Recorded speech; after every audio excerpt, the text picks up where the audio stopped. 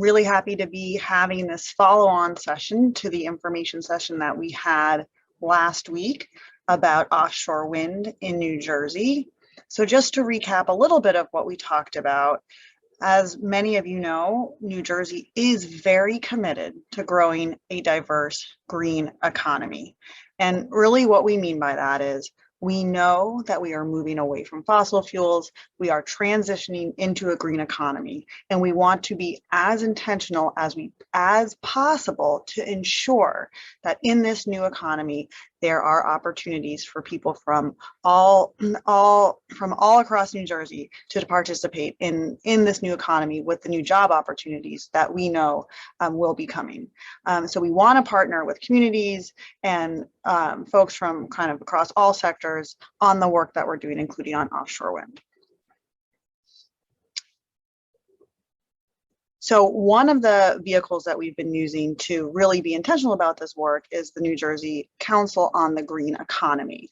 And I know I've talked to probably many of you. I can't actually see any of you at this point, but I'm sure we've talked to many of you because we've done a lot of stakeholder engagement across the state to ensure that we're hearing all kinds of feedback on how we should be thinking about creating this green economy. We've done a really comprehensive analysis of existing green jobs to give us a kind of baseline of where we are. And we're working on a roadmap for future opportunities to understand what we need to do to support green economic growth in the state. And again, really what we're prioritizing here is how we can ensure diverse and equal access to these green jobs in this new economy. And this is really why we want to do this session today, to make sure that we really understand what the barriers are for folks kind of entering these jobs. And we're focusing right now on offshore wind, but this is work that we're looking at across the green economy. And one of the ways that we're really working on and putting focus on offshore wind is through the Wind Institute for Innovation and Training. So this will be, right now it's within our Economic Development Authority, and Jen Becker, who is also on this call today, is the managing director, but it will become an independent entity charged with really coordinating across different stakeholders to move the offshore wind industry in New Jersey forward and to make sure that that's happening in an inclusive and equitable manner. It's also really going to be the entity responsible for developing education and workforce training programs. And that's one of the reasons that today is so important, because as we think about these education programs, these workforce training programs, again, we want to make sure that we're hearing from all of you on, as we're building these programs, how can we make sure in the DNA of these programs that we are removing barriers and making sure that there really is access for all people who want to have opportunities here. And then finally, the Institute is really spearheading the research and innovation to support responsible development of the offshore wind industry in New Jersey. Yeah, thanks, Wilda. I think I know many of you, but for those of you who have not. So this is our second of two sessions. So again, the first session was really around information on offshore wind. You know, there's a lot to offshore wind, and we wanted to make sure that folks felt appropriately sort of read into what the offshore wind industry in New Jersey really is, what our goals are, what our timelines are. And that webinar is available online. So if you weren't able to see the first webinar, you can access it. We can send out that link. And then today is the follow-on session to really hear from all of you on how we can develop these programs so that we are removing barriers. What kinds of best practices do we need in order to address those barriers? What kinds of resources are important for making sure, I'm sorry, I know I have background noise. I apologize. My headphones broke about an hour ago. But what kind of resources nonprofits and community-based organizations really need so that they can successfully successfully engage in this industry. So this is very important to us. Working in government, we really want to make sure that in this new industry, we're really seizing the opportunity to do things a little bit differently. So with that, I'm going to hand it over to Jen Becker. Good afternoon, everybody. Thank you so much for joining us on our session 2 for this really important discussion. I really want to hone in on engagement with nonprofits and community-based organizations as we work to build up the offshore wind workforce here in New Jersey. So I saw before there was a hand up already. We're going to get to discussion, but unless that hand went down, it looks like it did. Okay, so I just wanted to make sure we were addressing any tech issues before we went further. So just for the agenda today and how we're going to run this, so we're just going to quickly recap on some of the content that we went over last time, just for those of you who perhaps were not able to attend last time, or haven't been able to see the recording yet. I'm just going to frame the discussion today. We'll kind of go through some so the way we're planning on running the discussion. Our goals, our guidelines for that discussion, and then we'll have a facilitated discussion around sort of 3 key areas: solutions to job access barriers, supports for community-based organizations when engaging in workforce development in the offshore wind industry, and community engagement best practices. So, and then we'll conclude after hopefully a very robust discussion to talk about next steps. So again, just to recap, this are, for those of you who were on the session last time, this will look very familiar, but just bear with us a few minutes to catch everybody else up. When we think about offshore wind for the state, it's as much an equal part an effort to address our climate crisis head on and help meet our clean energy, our 100% clean energy goals by 2050, as it is an economic development driver and a real opportunity to build a stronger and fairer New Jersey that works for everybody, small businesses, diverse businesses, residents, employees. We really want to make sure that we are developing this industry in a really equitable and inclusive way, and really making sure those benefits are shared. Next slide, please. So New Jersey is really an emerging hub for offshore wind. We've really taken a leadership stance in the United States, where we have extremely strong political commitment. Our central location on the East Coast, where many of these developments are, the early developments in the United States are taking place, really puts us right in the middle of that, which gives us a lot of competitive advantages to building up our supply chain and our ability to serve not just New Jersey projects, but other projects in the region. So under Governor Murphy, we have a goal of 7,500 megawatts of offshore wind procurement over the next 10 years. We're investing in transmission strategies, ports and supply chain investments to really build up our offshore wind space. And then certainly on our workforce side, or sort of our people side of the equation, really making sure that we are putting in training supports and building up programs and initiatives to build up a really strong and robust and diverse workforce to meet the needs of the offshore wind industry here in New Jersey and beyond. Go to the next slide, please. So, we talk about offshore wind, we talk about this, the real benefits of offshore wind. It's going to create all these jobs, but what are the types of jobs? And the answer is that there are a myriad of job occupations out there. So there's over about 200 job occupations in offshore wind. And if you think about offshore wind in terms of the development process, or sort of the types of activities that happen or that need to happen when developing an offshore wind farm, you first have siting and permitting, right? So looking at the lease area, assessing environmental impacts, going through your permitting process, and there's a number of occupations there. These range in terms of the skill sets that you need, the educational attainment levels that you would need, but it does range across that. So captains, mates, and pilots of water vessels, managers, technicians, engineers. Manufacturing is also a big part of offshore wind, or certainly a big part of offshore wind in New Jersey. We're investing and putting policy levers in place to really support investments in manufacturing and for the components of these turbines to be made here in New Jersey.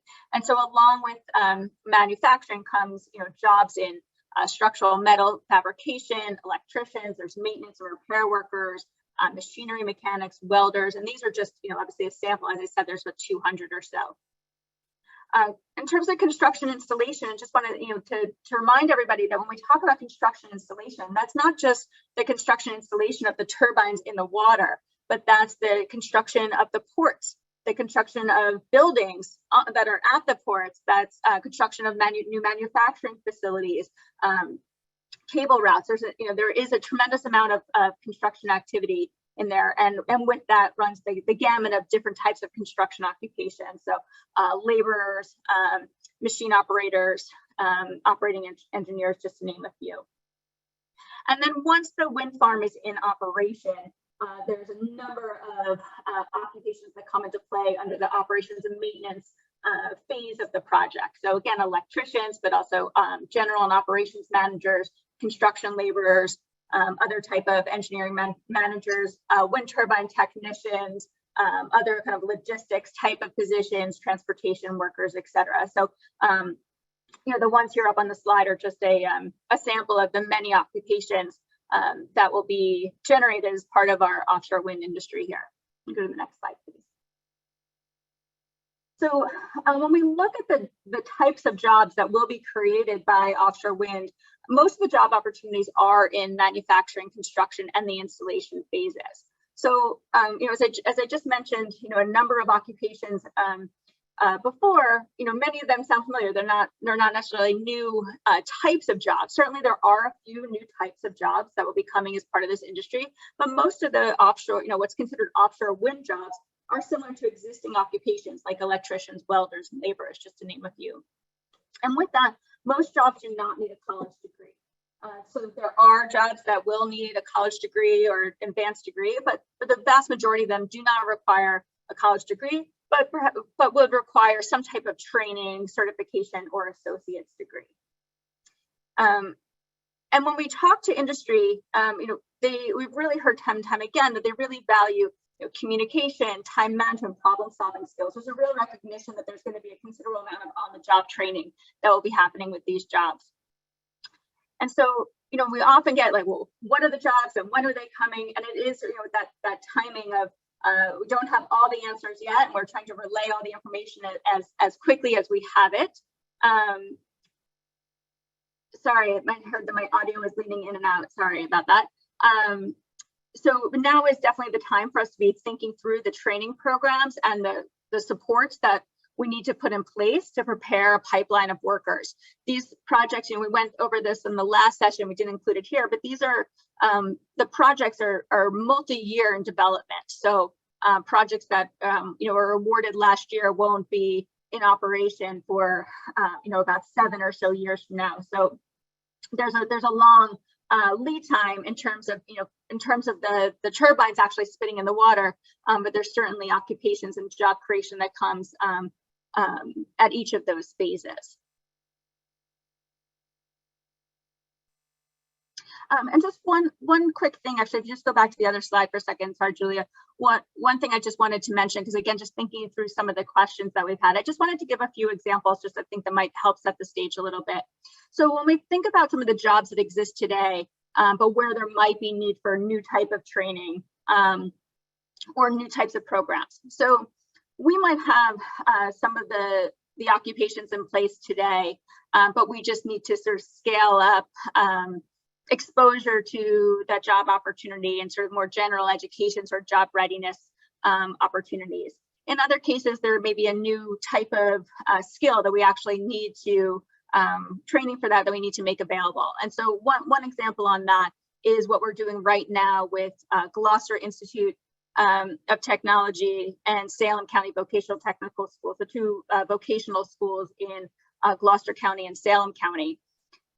So EEW, which is a monopile fabrication facility, that's the monopile, we went over this last time, but is the steel structure that goes into the ocean floor. That's the foundation for the turbine itself. These are extremely large, and the type of welding that needs to be done for that type of structure is called subarc welding. And we don't tend to have a lot of subarc welding training here in New Jersey. It's used in large shipbuilding and the oil and gas industry.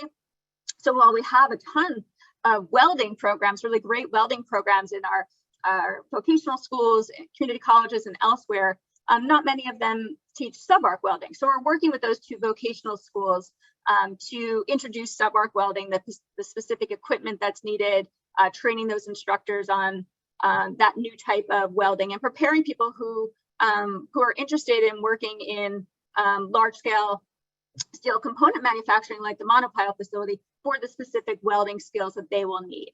So we'll be, as we assess and really understanding the specific needs, where we need to just scale existing programs, where we need to augment existing programs with new equipment or, particularly new module, or we need to create a brand new type of training program like we did that we're doing for the wind turbine technicians. Looking at for each type of job would be different, and we have the ability to pivot as needed to address that. You can go to the next slide. So just you can go to the next slide. So just wanted to give that quick recap again, just kind of set the stage. We're really focused here on workforce development and job opportunities. That's certainly not the whole picture of the economic benefits for offshore wind, but that is the focus for today. So when we just to center us on our discussion goals for today, we really want to hear from you about how we can design and implement effective workforce training programs for this new industry. So we really welcome your honest feedback, your suggestions. We really hope this is an open and honest dialogue, and not one that certainly ends today. This is really just one way we're hoping to engage with you and really set the stage for open communication going forward. We really want to understand the types of supports, in particular, that community-based organizations and nonprofits need to become more engaged in the offshore wind industry. As Jay mentioned, we're really committed to building an inclusive industry, and we believe that working hand in hand with community-based partners is a critical way to meet that goal. And we really want to, effectively center equity and the concerns of overburdened communities in this industry. So as we develop new programs, we really want to make sure that is front and center for any new programs that we put forward. So we're really looking to hear from you all today on your thoughts on all of this. And the next slide, please. So just in terms of how we're going to run this, with 50 or so people on the webinar, want to make sure that people have a chance to provide their feedback in the way that they feel most comfortable with. So certainly you can type your comment into the chat box, and people can have a discussion that way for those that feel most comfortable typing their feedback. But you can also raise your hand. And so if you go, for me, the raise hand icon is already at the bottom of my screen. But if it's not, and you go to more, you'll get another pop-up here, and you can click on raise hand. And so just give us a minute for a second. We'll start this in a minute.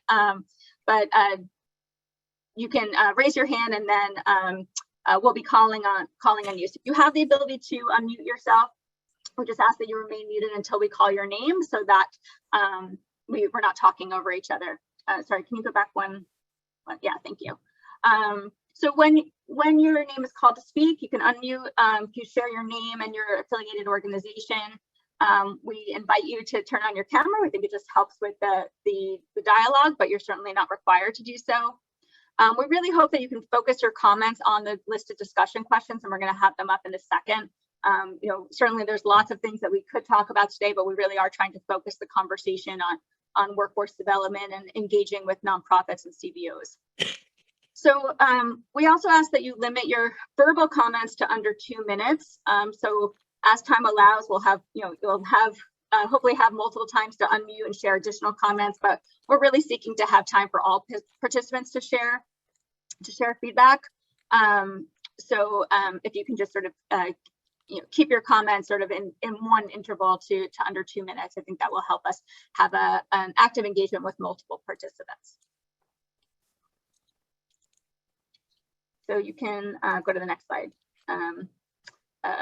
Julia, thank you. And then I'll turn it over to Jane to walk us through our discussion questions. Thank you, Jen. So excited to have this discussion. Just before we begin, I do want to remind everyone that, and I think Jen did allude to this discussion is really around workforce.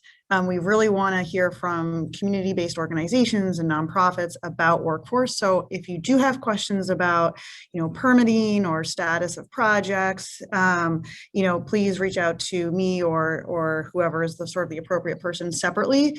We want to focus this time really on questions around workforce and community engagement. So I think everyone can see the questions, but so the first one is around barriers and solutions. So what are the main barriers or challenges you see your communities may face in accessing jobs in offshore wind? And what are some of the successful approaches you have used or know about to address these types of challenges? The second one is around Cbo Programs and Resources. What are the types of services or offshore wind related workforce programs your organization is positioned to develop or support? What type of resources do CBOs require to successfully implement these types of services or programs? Then community engagement. How can workforce training programs be designed to more effectively engage and serve the communities you work with? And how can we best engage overburdened communities as we seek to build an equitable and inclusive offshore wind industry in New Jersey? And then any other questions or feedback that you have, please feel free to share. And just before I open it up, I also want to underscore for us at the state, this really is a listening session, a learning opportunity. We may have answers to some questions, we may not, and that's part of what we want to do here is, where we need to learn, where we need to continue to work and build our program. That's one of the outcomes we believe of this session. So we're really looking forward to working together to build this inclusive industry. So you can either raise your hand, or you can put your question in the Q&A, I think. We're sticking to the chat this time. Yeah. Jane.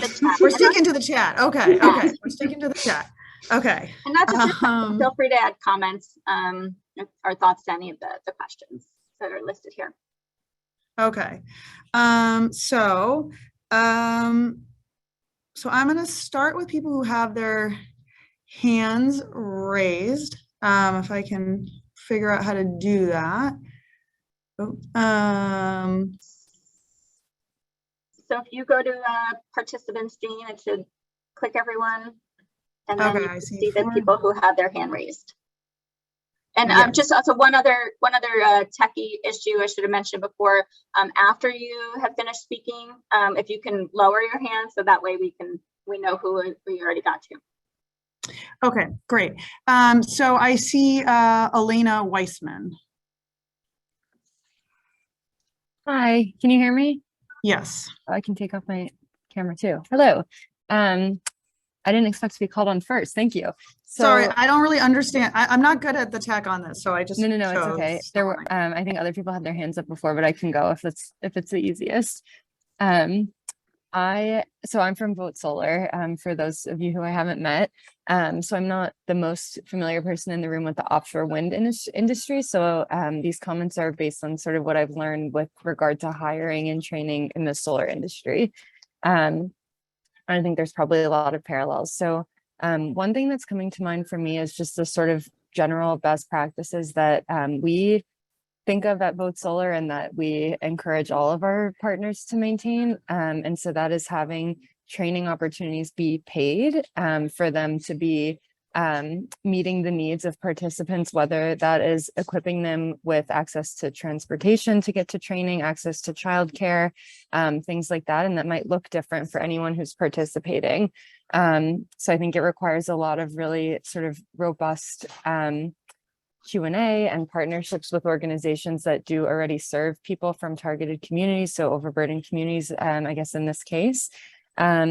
And one, they're an entity that does provide paid training for sort of long-term careers, are union apprenticeship programs. And so I guess a question for you, or part of this comment is there a way for us to require or to encourage union apprenticeship programs to be hiring people from overburdened communities in sort of certain numbers, and making sure that they're equipping them to thrive in the training, as well as for sort of longer term careers. And I guess I'll just tag on to that on that note, that a practice that we would encourage you to think about is not just supporting sort of training entities and giving these paid opportunities, but also thinking about how to support in the long term the groups that are going to hire workers for careers, and that might take some support from the BPU or from other entities to help with things like increased payroll responsibilities, things that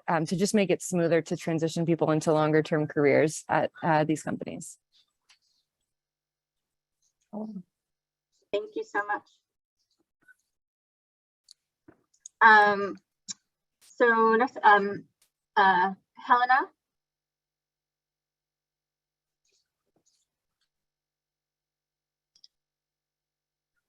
Hi, Helena. Gina. Okay. Hi, good to see you.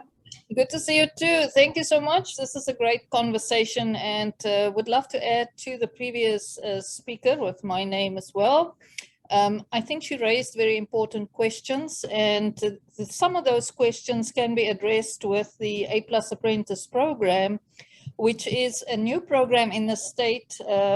My company was part of the Future of Work Accelerator program, and if I look at all the new jobs being created in the state, I think, if we focus on entry-level talent in schools, where we can match them when they're 18 with an apprentice curriculum that's a good fit for them, it can really address a lot of these vacancies and helping students to develop careers in offshore wind and in construction.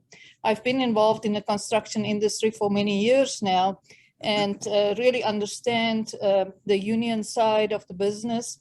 And I'm willing, to work with unions to also help them channel the entry-level talent. So the way it works is really the schools help me to pre-screen the students for a specific curriculum. So what we have currently in the schools with VOTEX, work-based learning, becomes person-centered learning with a specific curriculum. And it adds the value of, training students while they're still in the school, and they transition out of the school system with a full-time job with an employer. They get paid according to state regulations, $12.50 an hour, and they can work up to 30 hours a week. So this is a well thought out system. Apprenticeship training, as you know, has been tested for many decades. It's proven training methodologies, and it can be adapted by communities based on the job skills and requirements in that specific community. So would love to know how I can further this and take what I have in Newark to other districts to help with workforce development. Thank you so much. James is having some tech issues, but so I'll be the name caller, and I'm gonna try and toggle as best as I can between things that are being raised in or questions at least that are being raised in the chat, and calling on people so that we can get all types of feedback. So we'll try and get to all of it here. So there was a question about how to become aware of offshore wind opportunities and offshore wind RFPs. So the Board of Public Utilities is the one that issues, it's called the OREC solicitation. That goes for the offshore wind developer. Many offshore wind developers like to partner with nonprofit organizations, academic institutions, and things like that as part of their bid. And then if you, on the Wind Institute side or EDA side, if you are sign up for our EDA announcements, follow us on LinkedIn, you'll see the opportunities for RFPs there. Helena, if you wouldn't mind lowering your hands unless you had another question. I just want to be able to make sure I'm not focusing on those that are new comments. And then there was a question about what overburdened communities is, because that was a term that was we have on our slide, and that was used, I think, by Elena. That's actually a defined term as part of New Jersey's environmental justice law. And there was a link put in the chat for more information about that. It's based on particular demographics for specific census tracts. Okay. Philip Pong. Oh, thank you, Jen. I'm Philip Pong from the New Jersey Institute of Technology. I'm the director of the Offshore Wind Training and Research Laboratory. Just a comment about the workforce training. One challenge that I see is the in the United States, first of all, the conventional power engineering training is already very weak. The reason I say this is many universities no longer have conventional power engineering training. And now we are facing the situation that we're talking about significantly widen the workforce on power system, as well as introducing a new industry, a new offshore wind industry. Our training is not catching up. For example, the offshore wind system is a lot of time is talk about AC/DC conversion, and conventional power system, we don't need that. So now we have to have the AC/DC conversion that require power electronics, which is a semiconducting based technology. Our training does not cover that in the United States. So first of all, we really need to revamp our power engineering training to cope with this change of the new lead of the power industry. And secondly, another challenge as I see is maybe the NJEDA can help is to strengthen the connection between university and the offshore wind industry. Because the United States traditionally does not have the offshore wind industry. They are coming from outside. So it will be really great if NJEDA can help us to connect with the offshore wind industry so that we know what they need and what the skills that they require for the college students, etc. Then we can build a much better program to cope with the need of the new workforce of the New Jersey. Yeah, thank you. That's all. Thank you so much. Another comment in the chat was a question about education, workforce training, and the plans to develop a K-12 curriculum and how CBOs can be part of that development. That is definitely something that the Wind Institute is, our team is looking into, about developing K-12 curriculum that, certainly that aligns with New Jersey's new climate change curriculum standards. So I think there's a lot of opportunity to do more there, and really sort of just educate not only our young students but New Jersey families about what offshore wind is and the benefits to the state for that. So K-12 curriculum will definitely be part of that. And I think in terms of CBOs being part of that development, I definitely think that there's a strong role for that. Would love to hear people's thoughts specifically on that as well as we go forward in the discussion. Carol Balmer. Hi, can you hear me? Yep. Okay, that's great.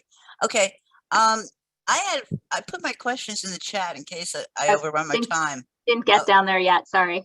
Okay, that's all right. So I'm going to go to the chat on what I basically said. First of all, I'm concerned that you're having this meeting at the same time the June 6th federal investigation is going on broadcast TV. So that kind of stifles public participation because you're torn between the two meetings, okay?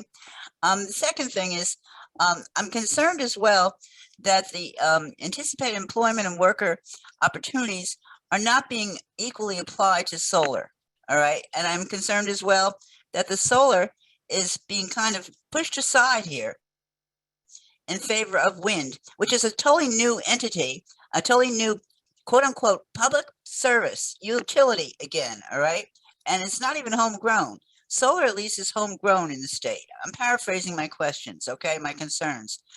And what I'm concerned about is that these worker opportunities and training should be jointly covering the solar industry. I mean, you have state, county, and municipal properties, infrastructure that already exists. You can put these wind turbines on instead of going out into the ocean, starting new and going to a foreign entity that's going to be financing this. You're doing the same thing with New Jersey Natural Gas and Jersey JCP&L. You have stakeholders, stockholders that basically are investors only caring about their their profit margins instead of basically their users. And the cost is going to come back to the user. So, I mean, how the financial situation is going to work out here, physical fiduciary trust that the elected and appointed officials hold as far as costs are concerned have to be fully disclosed. I don't think you've fully disclosed that to the public yet. And I think that's an absolute necessity. And again, as I say, I've put my questions and my concerns in the chat. I hope you'll look at them, try to address them so I don't have to overrun my time here. But there has to be more disclosure and transparency as far as how much this is costing us, why we're going to foreign entities, why we're not sticking with homegrown solar, which is available now. It's something we can do right now, not have to wait for all this construction to go on in our oceans, which is very intrusive, obviously. So please, if you can help me out with this, why we're concentrating on wind so heavily and not on solar on existing lands and municipal structures and infrastructure we already have, state-owned as well, and county-owned as well. If you want the wind, put them on the state and county-owned structures. Don't intrude on our oceans again. It's more financially feasible. You don't have to depend on foreign entities as much, et cetera, et cetera. Please help me out here. I'm wrestling with all these questions, and I can't wrap my head around the sense of what we're doing. So please help me make sense of it all. Thank you, Carol, so much for your comments. Just to say also that solar is definitely a big part of New Jersey's clean energy efforts. Today's discussion, we're focused on offshore wind, but certainly solar is a big part of how we're looking to meet our clean energy goals. Okay, so I don't see other hands raised, so I'm just going to go back to the chat here. 1 second. There was a question about if all positions being discussed are union jobs, and the answer to that is no. They're not all union jobs. Certainly, there's a number of occupations and jobs, particularly in the construction portion of offshore wind, that will be union, but not all of the jobs will be union.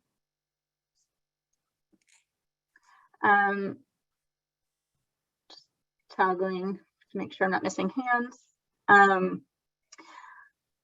There's a question about impact to fisheries and support to those who may lose jobs from offshore wind, like commercial fishing. I think certainly impact to fisheries is something that's being assessed and discussed as part of the development of the offshore wind industry, and as part of our efforts to build an inclusive economy, would certainly be looking for ways to integrate people from other types of occupations that have transferable skills or ability to get new skills in the offshore wind industry. But I think in terms of the specific question, in terms of specific support, if there's any program for me to announce today, but thank you so much for the comment.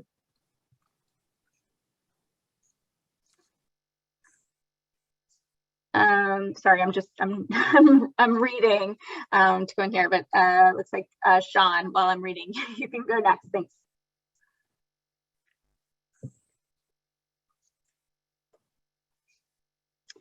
Sean, you might still be muted.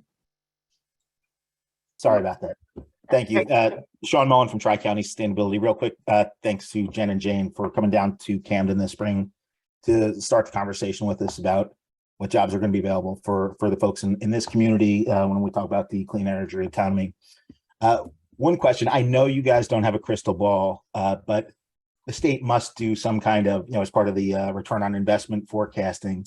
Do you have any sense for how long these jobs are going to last? Like, is this still going to be here in 50 years? And of course, we think offshore wind will be here, but like, what's the life cycle of a monopile? So if we, the state, are going to make this large investment in workforce training, are these types of jobs, are these skills we're going to prepare the workers for still going to be around 20, 30 years from now? Thanks, Sean, for your question. I'll jump in on this one, and then Jen can can also weigh in. So I think there's a couple of different pieces here. So first of all, one of the ways that New Jersey is positioning ourselves for offshore wind is so that we are not only addressing the needs of the offshore wind industry in New Jersey, but also the offshore wind industry in our region and potentially even outside of our region. So for example, with our monopile facility, right now, the monopile facility that we have in Paulsboro is the only one in the United States. And so the workers who are fabricating those monopiles will likely be working not only for projects in New Jersey, but also projects outside New Jersey. And that is one of the reasons that we have invested in offshore wind in the way that we have with the New Jersey Wind Port and really setting up our manufacturing and supply chain work so that we can have long-term sustainable jobs outside of just the needs for New Jersey. Now, the needs for New Jersey projects will also be very significant. I mean, we anticipate that, there will be long-term jobs created because of the ongoing offshore wind industry just in New Jersey.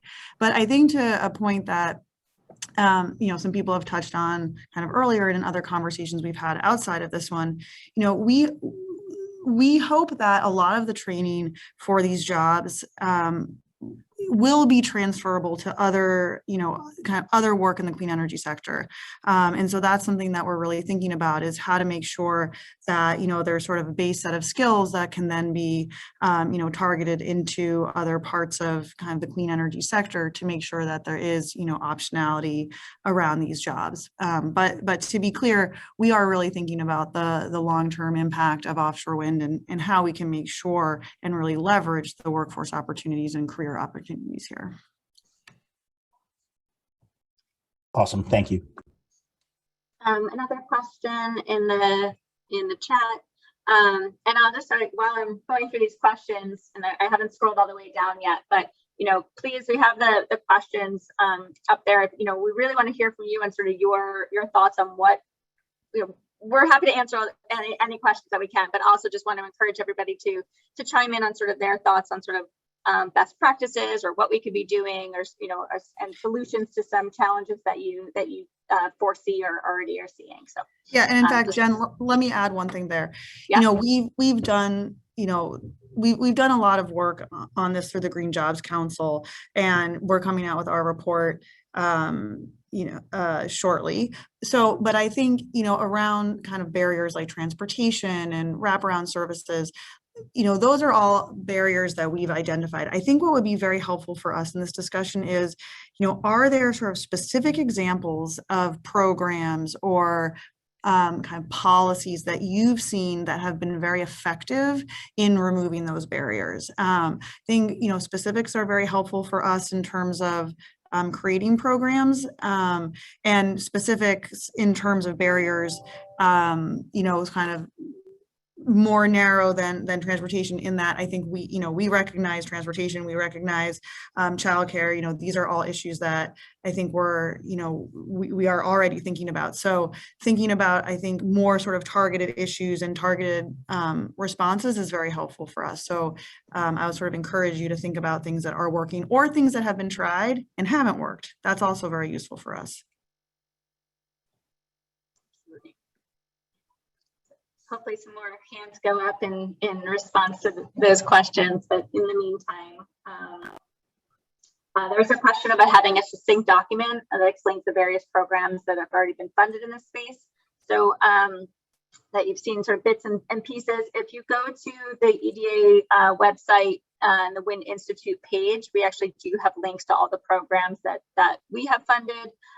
It doesn't right now kind of link you, bring you to programs that perhaps were funded by Ørsted or Atlantic Shores as part of their awards. But as we build up the Wind Institute website, we hope for it to really envision to be sort of that central clearinghouse. But maybe if I could ask Fabio to drop in the chat the direct link to the Wind Institute page on the EDA's website, where you can find links to the wind turbine tech, or information about the wind turbine tech program, information about the basic safety program, and so on, the ones that we have funded, recognizing, of course, these are in development. Okay.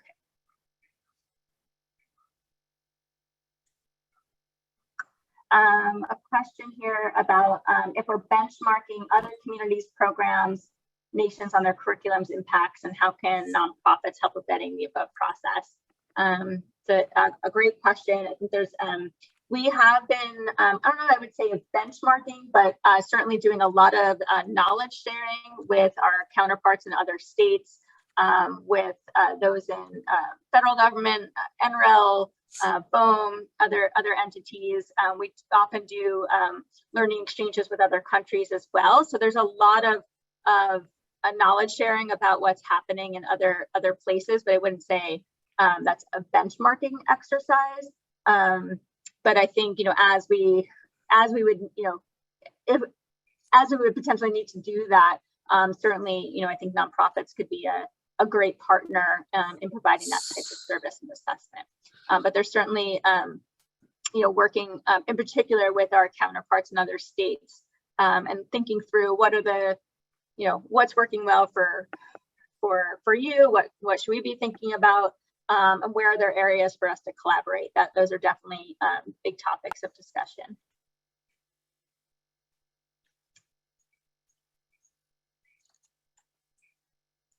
Okay.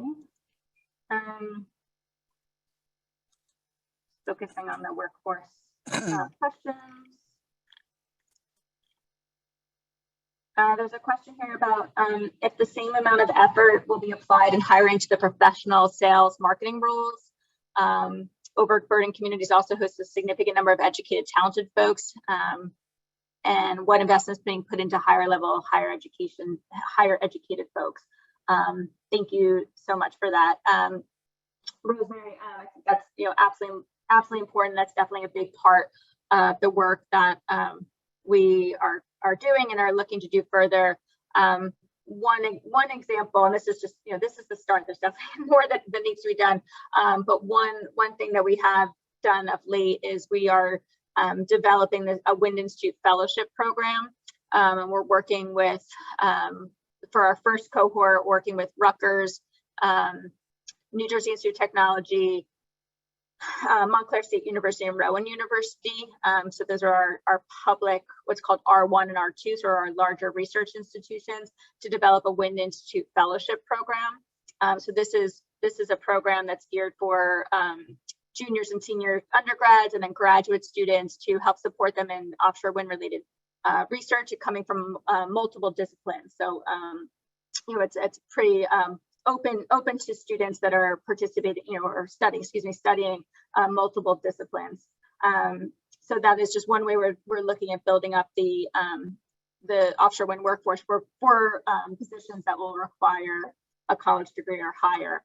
There's definitely other efforts and programs that we'll need to be putting in place and to support, as you said, sort of, you know, sales, marketing, engineering, et cetera.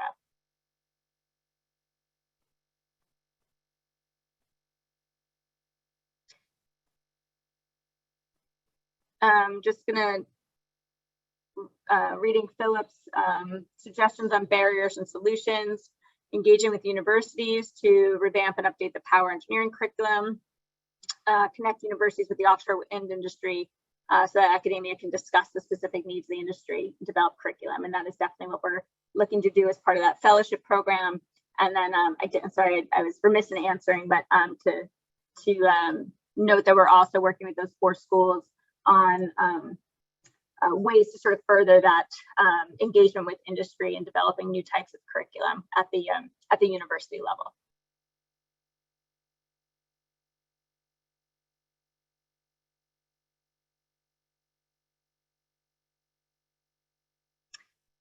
Rosemary, I'm referencing experienced professional management, sales, marketing individuals.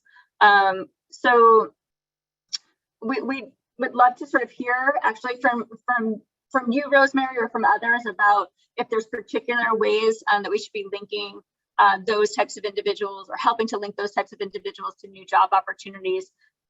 You know, let's say that those are some of the jobs that are coming online as we have, you know, new developers in the region that are looking to build up their development teams. They tend just to, you know, post on their own websites or, you know, a sort of an aggregator like Indeed But then also, I think, looking ahead about, if there's particular kind of certificates or modules that we need to be putting together, so that people can build on their existing skills that are sort of transferable to any industry, and providing them with the offshore wind specific knowledge that they may need.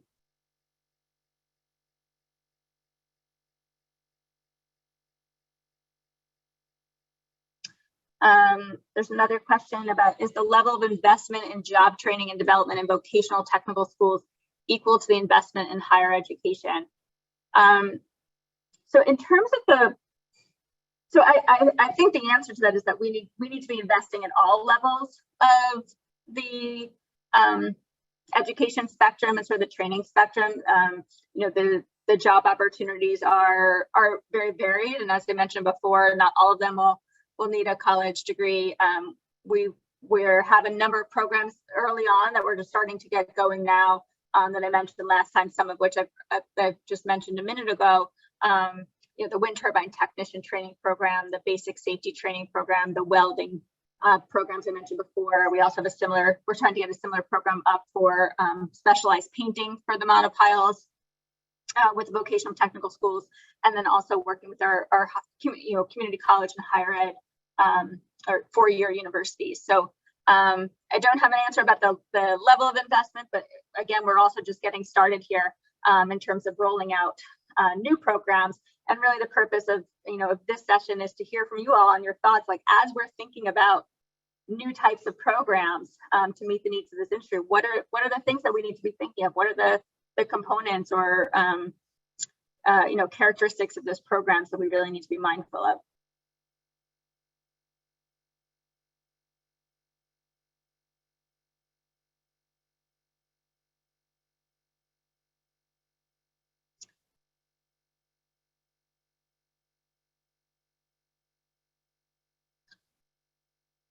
I don't see any other questions right now in the chat or any hands raised, but definitely encourage others to raise their hand or add more to the chat. We certainly have time and really do want to hear from you more. And there's been some comments already that directly answer the questions on the slide, but really welcome additional thoughts.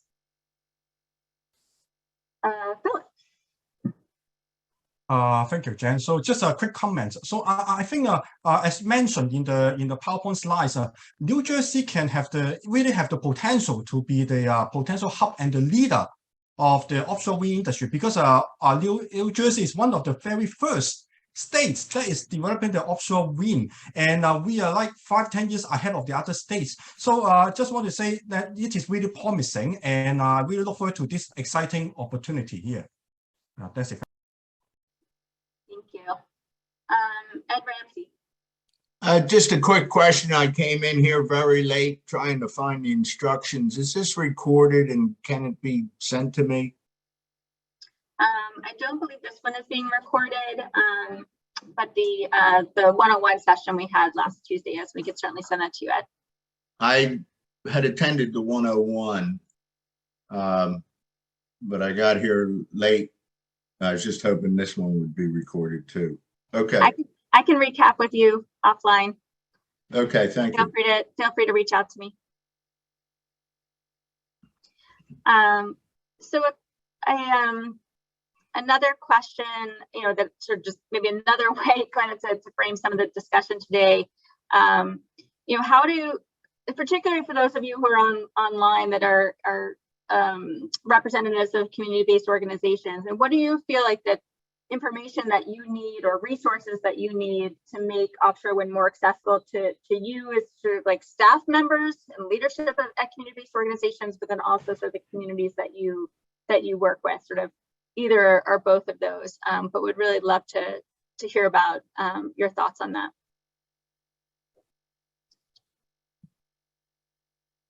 Carol and Glenn, just give me 1 second. I'm just going to see if people's hands raised in reaction to that last question that I just posed about anyone from CBOs, and I'll come right back to you guys.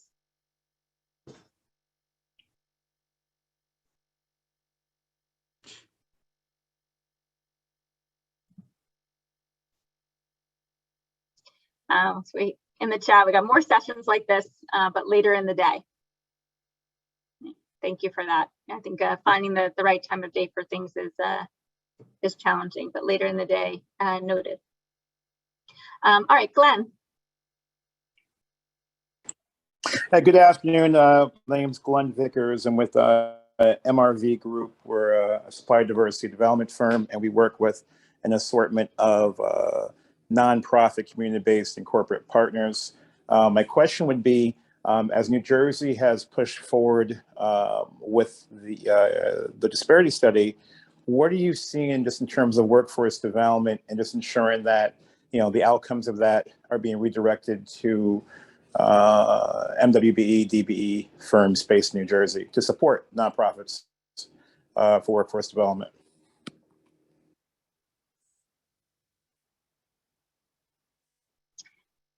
So the larger disparity study ongoing, as we mentioned last time, but again, for those of you who may have missed it, I think it's important also to reiterate, for speaking just, in particular for the New Jersey wind port. So that's the wind port that's being constructed right now in Salem County. We have very specific MWBE and worker diversity goals for that project. So really being intentional about how those contracting dollars and driving them to minority, women, veteran, service disabled veterans, small businesses in New Jersey, and in particular in the surrounding region, as well as specific targets for women and people of color working on site. So that's in particular for the New Jersey wind port project. And I think many of the developers have also made investments for programs to support MWBEs and to support sort of diverse workforce development programs. And I think as the industry grows, we hope to see more of those. And I think combining that with our work at state government, doing that as well. And certainly for the workforce development programs that the Wind Institute is looking to develop and fund, we're certainly looking to make sure that we are doing that in the ways that really sort of advance diversity in the workplace, and really welcome Glenn, your insights and recommendations, as well as others on this call, about what's the best way to do that. We don't pretend to have all the answers. We really do want to hear from you on what you think would be the most, some of the most successful ways to do so.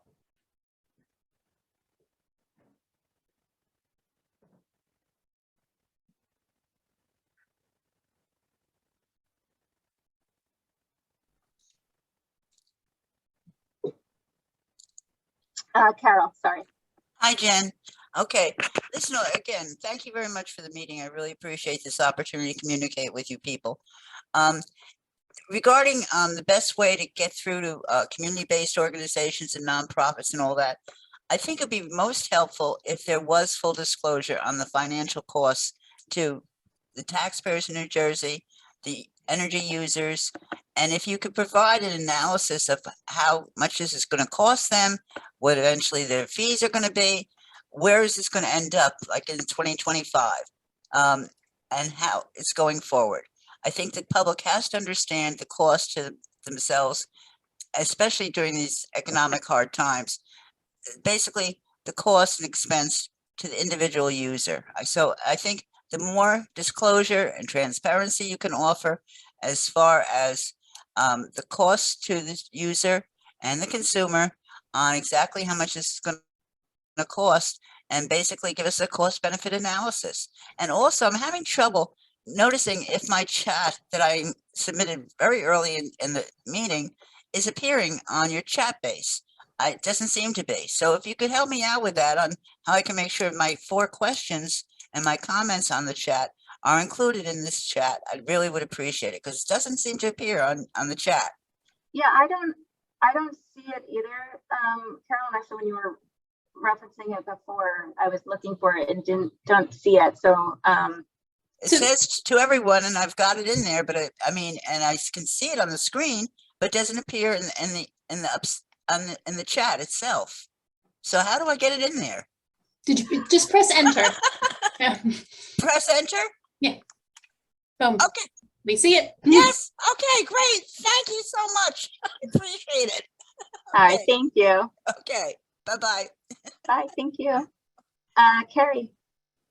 Good afternoon, everyone. And Jen and Jane, thank you for hosting the conversation today. I'm Curry Gatling from the New Jersey Department of Labor.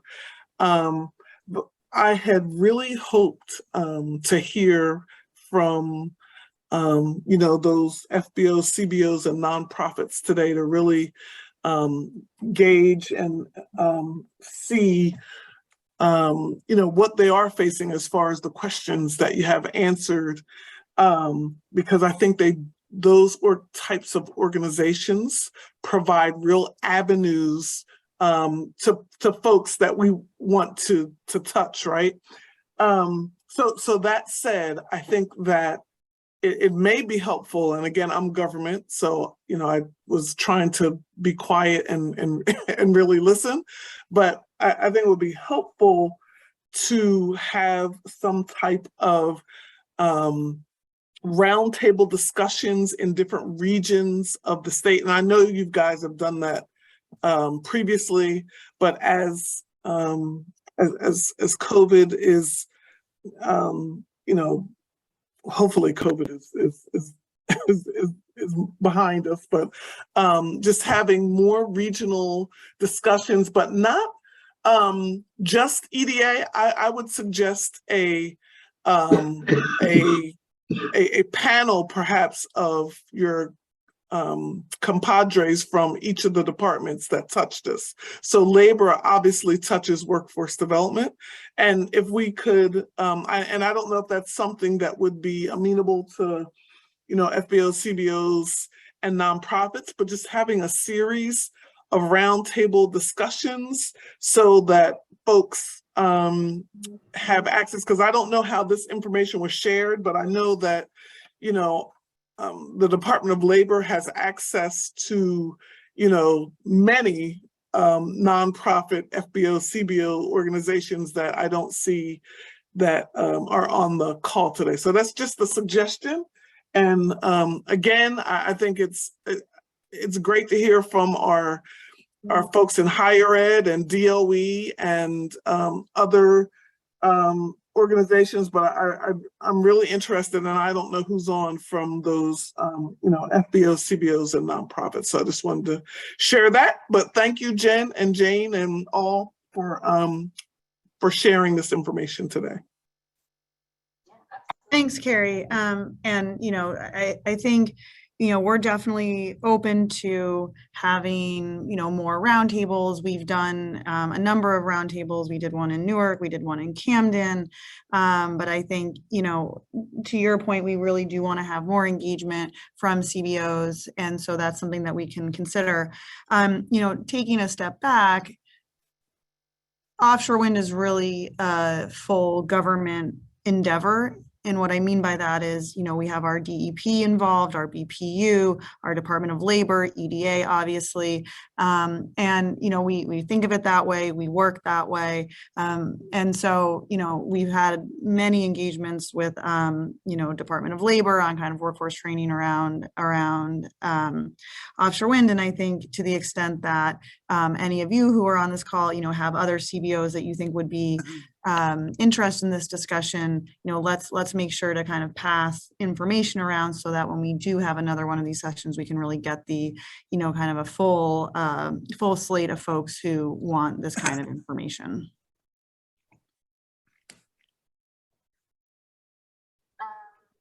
Robin?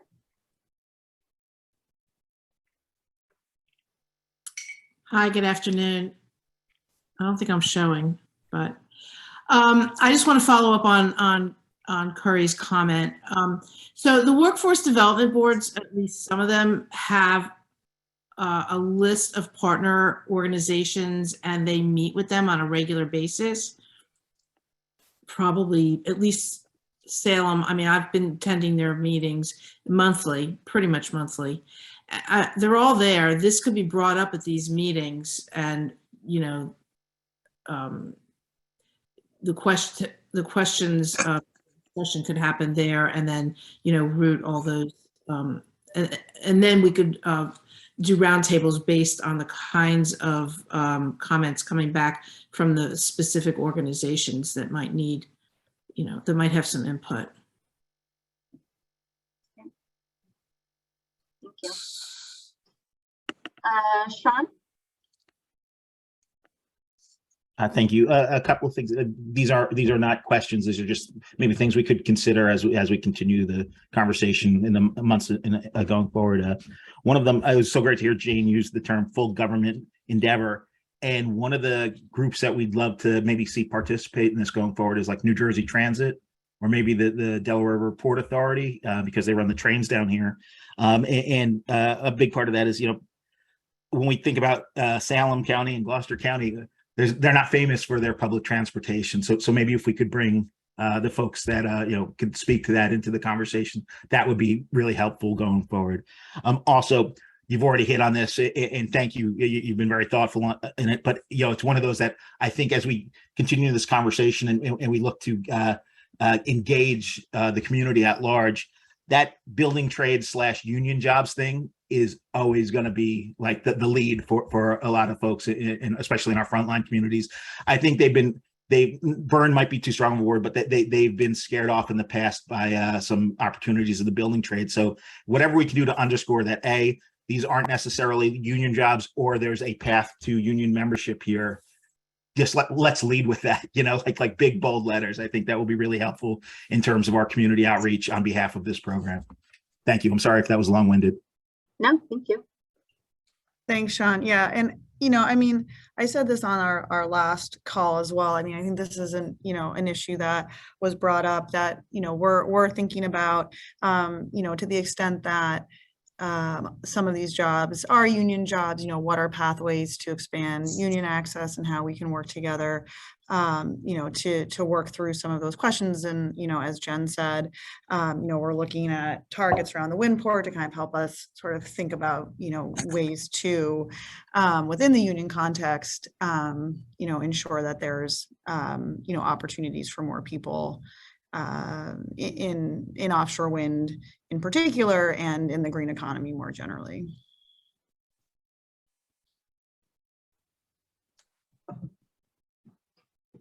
I don't see any other hands raised or comments in the chat. We'll just give it a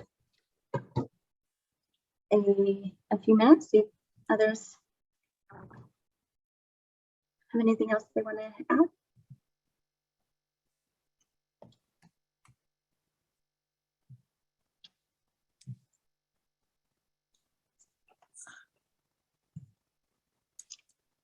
Looks like Philip, you wanted to speak again, or was I'm not sure if that was from before. So.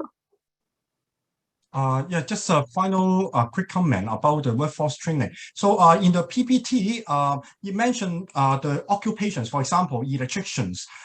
Somehow I feel like maybe we should have more specific names for the workers for the offshore wind industry, because if we just call it electrician, then the young people will say, hey, why don't I just work on onshore? Why do I go to so much difficult environment to work on the offshore? So the offshore workers is sort of, the offshore wind workers will be no different to the offshore oil platform workers or offshore gas platform workers, who are very specialized and professional. So sometimes, my feeling is sometimes perhaps we need to think of a more specific name to describe the occupation. Yeah, that's all. Thank you. What the hell did he say? Okay, Rosemary.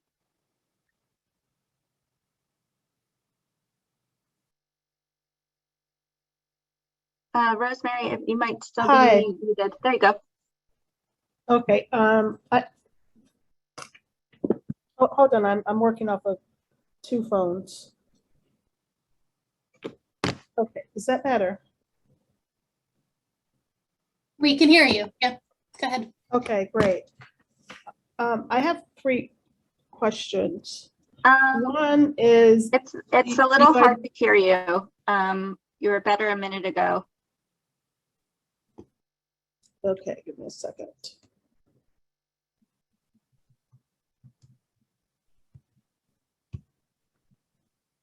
Is this better? Yes. Great. All right. The first question is, when did you have a meeting in Camden? We didn't host the meeting. It was a meeting about green jobs that was organized by some local Camden groups. Jane might have more of the details. Yeah, we were sort of a co-host of the meeting in that it was put together with the Green Jobs Council. We worked closely with Green Faith and others, and the meeting was, I'd have to, time, what is time? I'm not sure when it was. It was a few months ago. Sean in the chat is saying March 18th, 2022. Yes, that seems about right. Okay.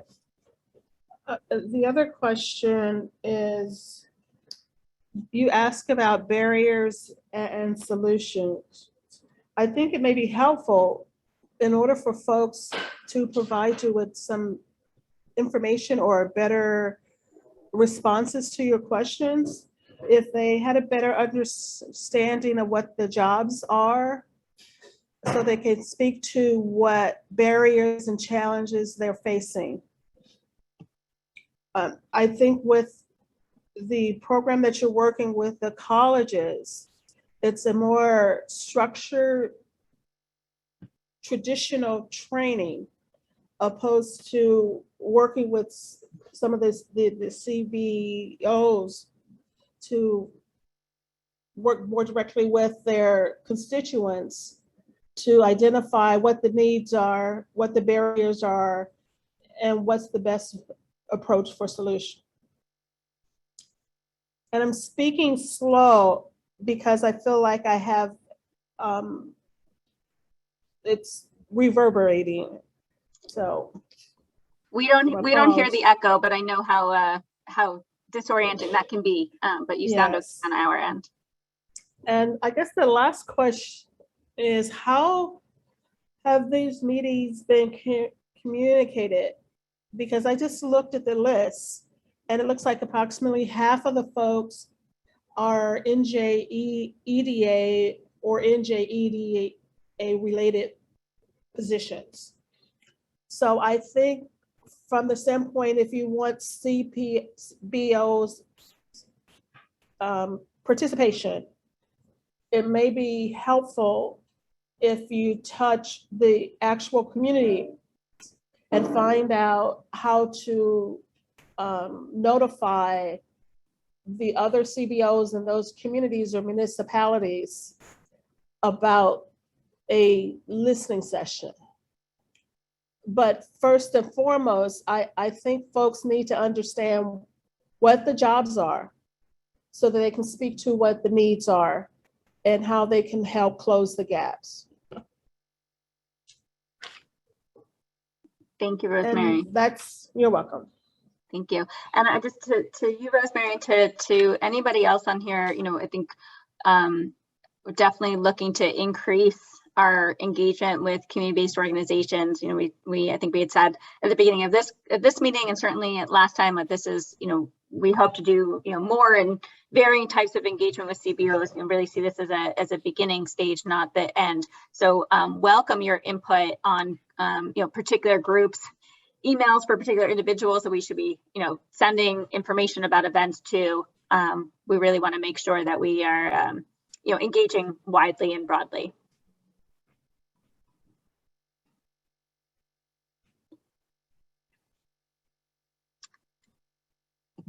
So I think with that, Rachel on the attendee side has her hand raised. I'm sorry, I see that it's a second list. I apologize, Rachel. Thank you, Caitlin.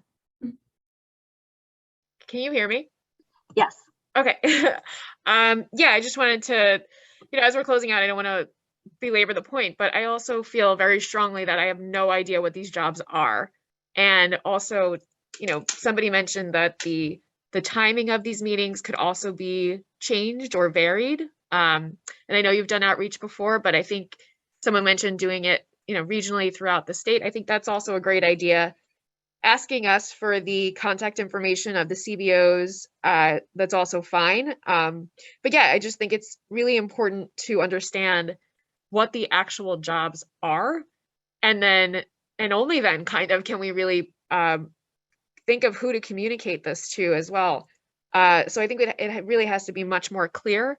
And I liked Philip's point, just sharing some feedback, just calling them offshore job. Like what does that mean? It seems so disconnected, frankly. And we want to see renewable energy throughout the state. We of course would like to see more solar and reducing of our energy consumption. Although we see these projects are happening, we want to make sure that all of these considerations are being considered.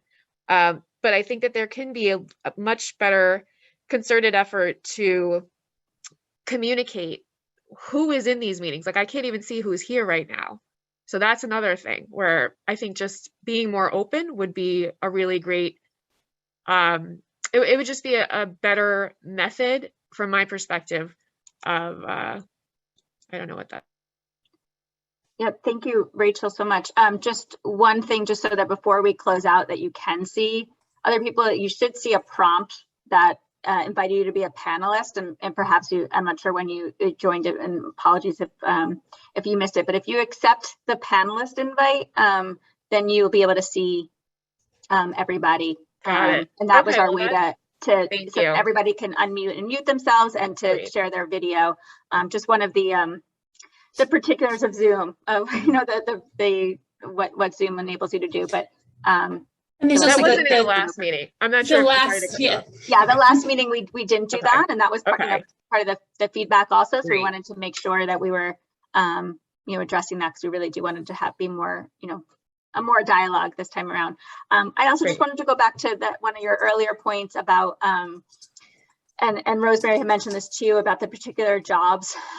We shared some of that today about what are some of the types of occupations. Many of them are not new types of jobs. They're similar jobs that we've had for a long time here in New Jersey. Some are new, but the vast majority are not. But we are working on a workforce analysis study, and so we'll be looking to have more details that we can share with everybody about the particular jobs. So that is definitely something that that are forthcoming. But is, again, just in case you didn't see it before, and just to reiterate for others who perhaps joined a little late as well, the vast majority of the jobs will be in production or manufacturing of components, construction, the installation, but there's over 200 occupations that are in the offshore wind industry.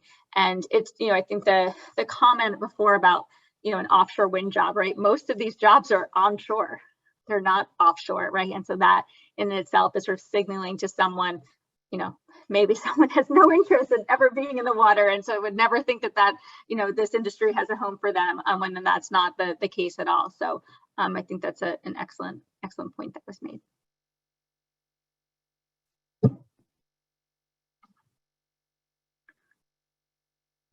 I'm just checking one last time for questions, comments. All right, Jane, can I bring you back on for yeah, so just as we close up, just a few comments. So, I'm hearing the feedback around kind of other times and doing something in person and around the state. And, absolutely, I think we definitely want to do that. And we could, to the extent that all of you have contacts in your communities that you can share, future events with, that would be great. We really do want to reach as many people as possible, and we want to build our own kind of contact list of, people in communities to bring into this discussion. So, ask for your partnership in that. In terms of understanding the specificities around the jobs, as Jen mentioned, we're doing a more sort of detailed analysis, and we are excited to share that as soon as we have that sort of ready to go. What we're trying to do is sort of understanding these broader buckets that we know a lot of the jobs are going to be within. How can we start building some of these workforce programs, kind of understanding the sort of broader occupation buckets. And so we will be you know, making sure everybody here is alerted when we have sort of more granular detail around these jobs. And, you know, this is a new industry, so I think there's still going to be a certain amount of kind of learning and needing to sort of forecast out. But it's something that we're very committed to, especially because we need to have a long runway for some training to make sure that people do have the opportunity to get trained up for these jobs. And so it's important for us to start working through these questions now, even as we're still working on more kind of granular analysis around the jobs. So if you have other kind of questions or feedback, you know, feel free to reach out to any of us. You know, as I keep saying, we really, you know, want to make sure that we're building this industry in a very inclusive way. And so we welcome your feedback, and we will talk together around how to do something in, you know, other parts of the state, do something in person, and we will circle back to, you know, all the participants here and let you know as we make progress on those plans.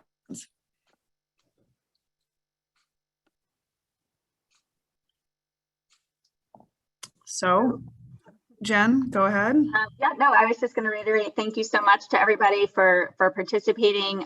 Please feel free and continue to reach out to us with suggestions and ideas. We really do want to hear from you, thoughts on, you know, specifics to those questions, but also just different ways to do engagements, and who we should be speaking with and making sure are know about any future events.